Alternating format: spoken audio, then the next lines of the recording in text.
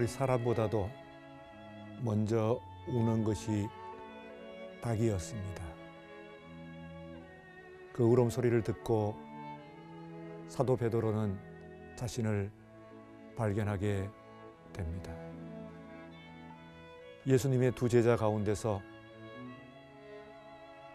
베드로와 그리고 유다의 운명은 그렇게 엇갈렸습니다. 예수님을 만난 십자가에서의 두 행악자의 삶도 그렇게 엇갈렸습니다. 오늘 주님을 가운데 두고 우리는 이쪽이거나 저쪽이거나 분명히 갈라질 것입니다. 엇갈릴 것입니다. 오, 우리 주님, 우리 마음 가운데 믿는 마음을 허락하여 주시고 주님을 바라보면서 우리의 삶이 생명의 길로 구원의 길로 이어지게 하여 주옵소서. 우리를 위하여서 고난의 십자가 지신 예수님 이름으로 간절히 기도드립니다. 아멘.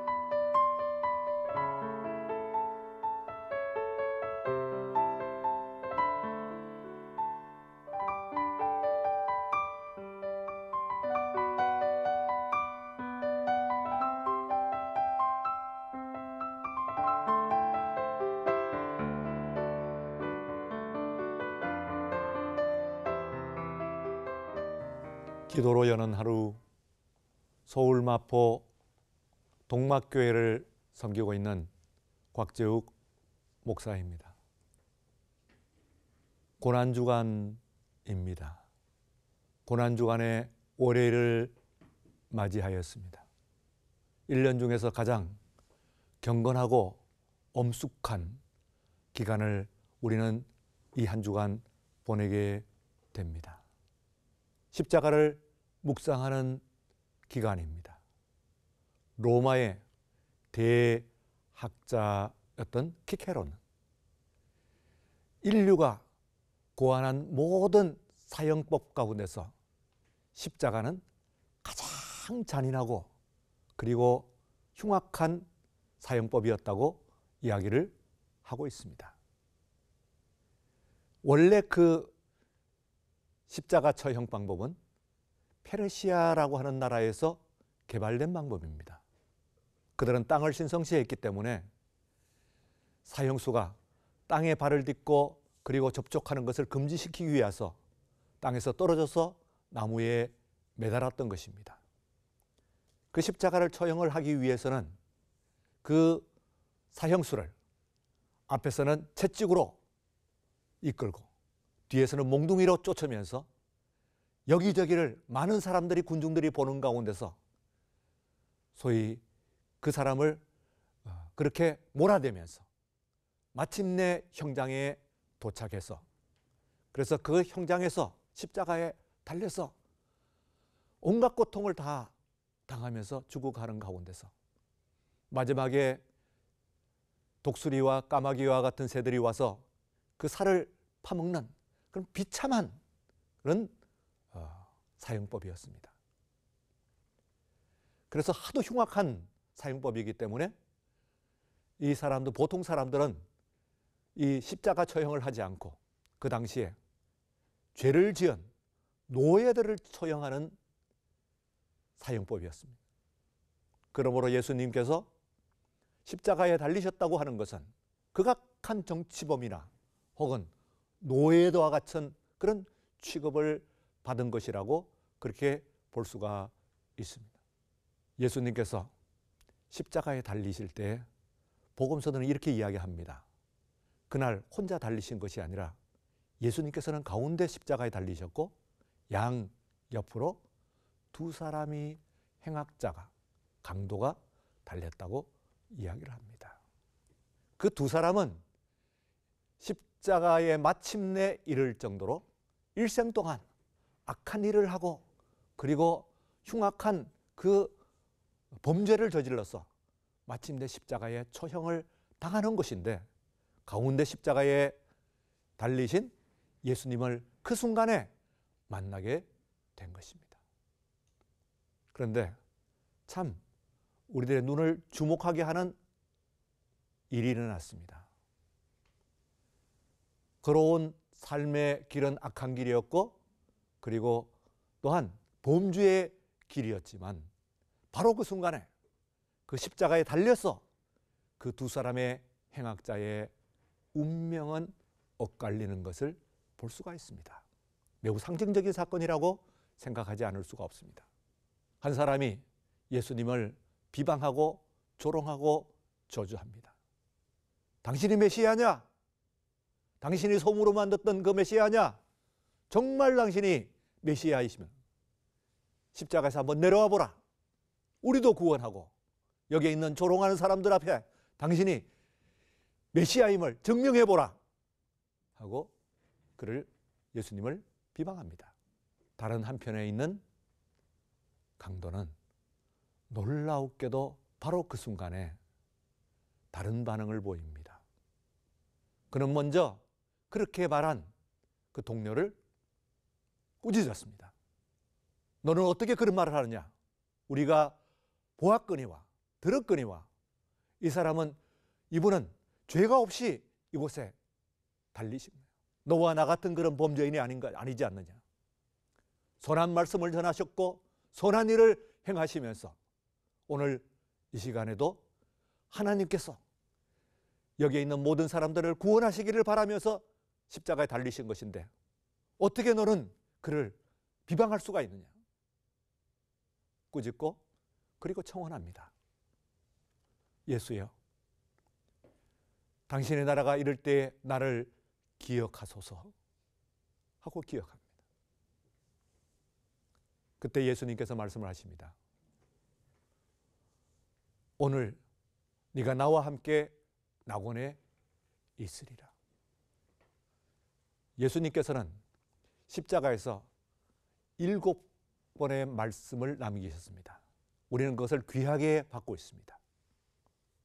이 말씀은, 이 강도에게 하신 말씀은 그 중에서 2번째 하신 말씀입니다. 이 두 사람의 삶은 얼마나 차이가 있습니까? 얼마나 그 순간에 엇갈리는 그런 삶을 살고 있는 것인가? 운명을, 그의 지금의 운명뿐만 아니라 이후에 영원에 이르는 그 운명이 어떻게 차이가 나는가 하는 것을 우리는 생각하지 않을 수가 없는 것입니다. 사랑하는 여러분, 어떤 삶의 경로를 거쳐오셨습니까? 우리는 이 세상을 다 섞여서 합니다. 아마 저와 여러분들이 다르고 여러분 모두가 심지어는 아주 가까이 있는 사람들조차도 다른 삶의 경로를 따라서 오늘에 이르렀습니다. 그러나 그 모든 삶이 선한 삶이고 그 모든 삶이 믿음의 삶인 것은 아닙니다. 우리는 살면서 때때로 실수하고 그리고 범죄합니다. 심지어는 우리들 가운데서 심각한 범죄에 이런 사람도 없다고 아니 할 수는 없습니다. 우리가 어떻게 평가하든 우리가 지은 모든 죄들을 생각해 볼 때는 우리는 그 십자가에 달린 두 사람의 강도와 같이 마침내 죽음에 이를 수밖에 없는 죄인들입니다. 자, 오늘 이 주간을 통하여서 그 양편에 달려있는 우리들의 모습을 이 두 사람의 행악자들을 통해서 여러분들을 발견하시길 바랍니다. 그리고 그것을 통해서 이제 예수님을 바라보십시오. 우리와 함께, 여러분들과 함께 지금 계십니다. 십자가를 지고 계십니다. 우리는 우리의 죄를 인하여서 십자가를 지고 있지만, 그러나 우리 예수님께서는 우리를 위하여서 십자가에 달려 계신 것입니다. 이사야 선지자는 이야기합니다. 그가 십자가에 달리는 것은 자신의 죄가 아니라 우리를 위함이라고 단적으로 이야기를 하고 있습니다. 우리를, 아니 나를 위해서 하신 것이라고 볼 수가 있습니다. 이 순간에 여러분들은 운명을 바꿀 수가 있습니다. 한쪽에 강도처럼 예수님을 무시하고 조롱하고 저주하고 비방하고 그리고 예수님을 받아들이지 않을 수도 있습니다.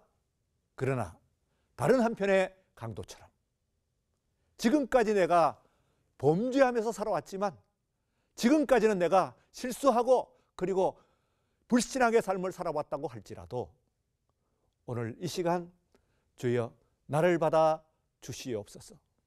당신의 나라에 들 때 내 이름을 기억하여 주옵소서. 우리 주님께서는 우리를 저버리지 않으실 겁니다. 여러분을 잊어버리지 아니하실 것입니다. 그때 그 회개한 강도에게 주신 말씀이 바로 오늘 우리들에게, 바로 여러분에게 주시는 말씀인 것을 여러분들은 믿으시기 바랍니다. 주님, 이제 나를 주의 나라에 들게 하여 주옵소서. 함께 기도하시면서 여러분의 운명을 바꾸시는 이 아침 말씀이 되시기를 바랍니다. 말씀을 마무리합니다. 여러분의 삶을 이제 돌이켜 보십시오. 그리고 우리 가운데 계시는 예수님을, 나를 위하여 우리를 위하여 십자가를 지시고 계시는 예수님을 발견하시기 바랍니다. 그리고 오늘 이 아침에 믿음으로 여러분의 마음을 열어놓고 바로 그 마지막 순간에 예수님을 받아들였던 그 행악자와 같이 예수님을 받아들이시는 여러분들 되시기를 바랍니다. 우리 오늘의 말씀을 함께 묵상하시면서 함께 깊이 그리고 간절히 함께 기도하는 시간을 갖기를 원합니다.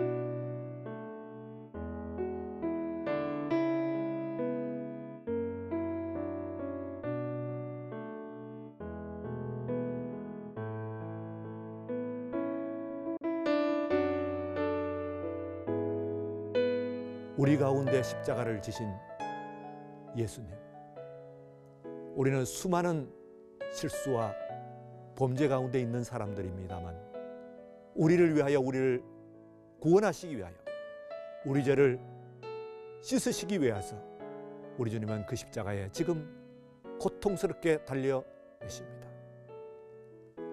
이 한 주간 그리고 오늘 하루 특별히 그 십자가를 묵상하는 가운데서 우리의 모든 심령과 나의 삶을 주님 앞에 맡기는 이 아침 시간 되게 하여 주옵소서.